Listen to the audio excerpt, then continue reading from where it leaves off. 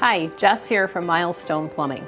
Today we're here with pump partner Mike Doust from JMI Pump Systems to talk a little bit about the different sump pump systems that are available to help protect basements.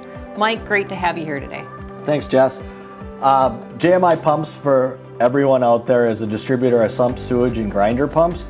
Today we're going to focus on pumps and ways to help keep your basement dry. Mike, it's important to remember that sump pumps are not one size fits all, right? That's for sure. So right? You can't just plug and play a system into every single home. What goes into deciding which systems are the best? Well, everyone has a little bit different needs when it comes to their sump pumps. Some run all the time, some run only during storms.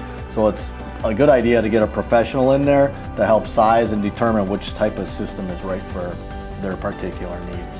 And we get homeowners that call and they say, I want a half or a 3/4 horsepower. Bigger is not always better when it's these pumps. Absolutely, bigger's never really better, especially in smaller crocks, because then your pump's going to cycle on and off, which is not great for the motors. So sometimes having your standard 3rd horsepower pump is good to get a little bit longer run time with your pumps.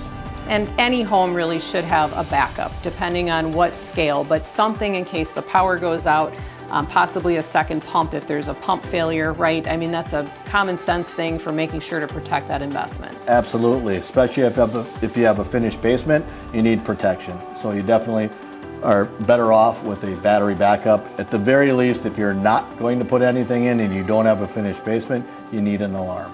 And how often should we be doing as homeowners the testing, the maintenance? Is there a cadence you recommend once a year? It sounds like batteries you recommended it every 2 to 3 years. Yeah, I would say, change a battery every 3 years.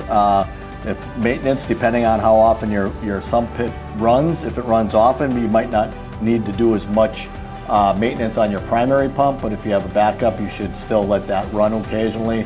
And maybe it's a good way for yourself or a company like Milestone to come in and actually do the testing for you. And above all else, the most important thing with sump pumps is to get that water away from the foundation. Yes, as far away as you can. So thank you so much for so much information today to help educate everyone. Mike with JMI, our pump partner, they've done a great job over the years. Every time I've got a complex situation, I call Mike's cell and he helps to design a great system. Thank you for being such a great partner. Thanks, Jess.